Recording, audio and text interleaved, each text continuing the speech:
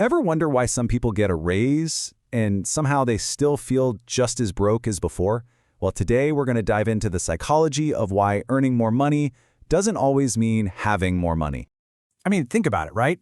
We've all heard those wild stories about lottery winners who are back to square one in just a few years. Or what about people who read every single finance book out there but just can't seem to get ahead? What is really going on?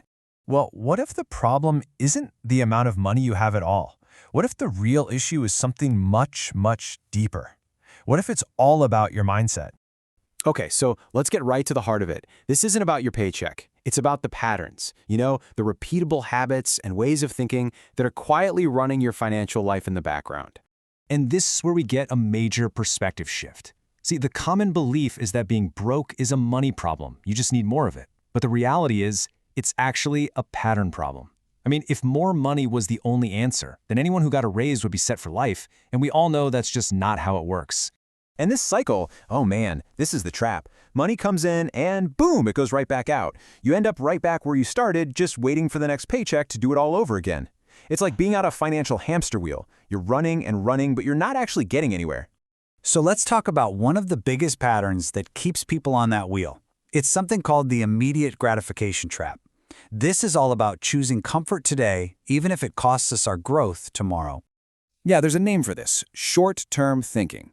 It's that little voice in our head that says, just get it now. It's that human impulse to choose pleasure and comfort in this moment, which almost always leads to a much harder no down the road. And what fuels this kind of thinking? A lot of the time, it's social pressure. It's that whole keeping up with the Joneses thing. We see what other people have, what they're doing, and all of a sudden our spending becomes about perception, about looking successful, instead of being a strategy for actually building a solid future. But look, it's not just about wanting shiny new things.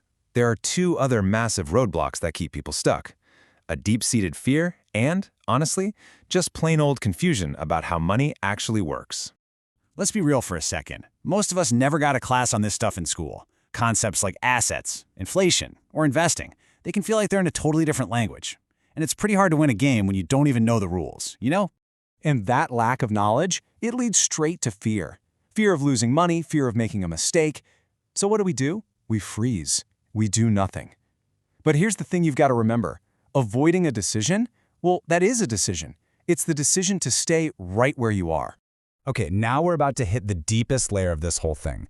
And honestly, if you only take one thing away from our time together, let it be this.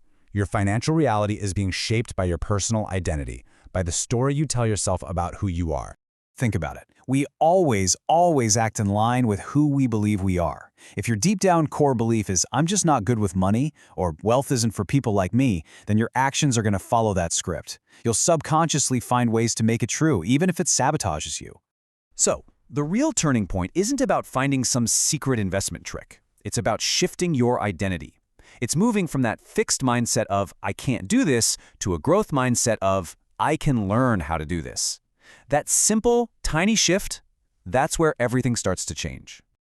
All right, so how do we pull all of these pieces together? Let's recap the main idea and look at how we can actually move forward. Here's the most important takeaway. Being broke is not just a financial state. It's a pattern of thinking and a set of habits. And you know what the most powerful part of that is? Patterns aren't permanent. They can be seen, they can be stopped, and they can absolutely be changed. At the end of the day, it really all boils down to this one simple principle. Your external financial world is just a reflection of your internal one. When you fundamentally change how you think about money, you will automatically start to change how you use it. And that brings me to a final question for you. After exploring all of this, what do you think? Are financial struggles really about the amount of money you have, or are they about the mindset you bring to the table? It's a powerful question, and the answer could really change everything for you.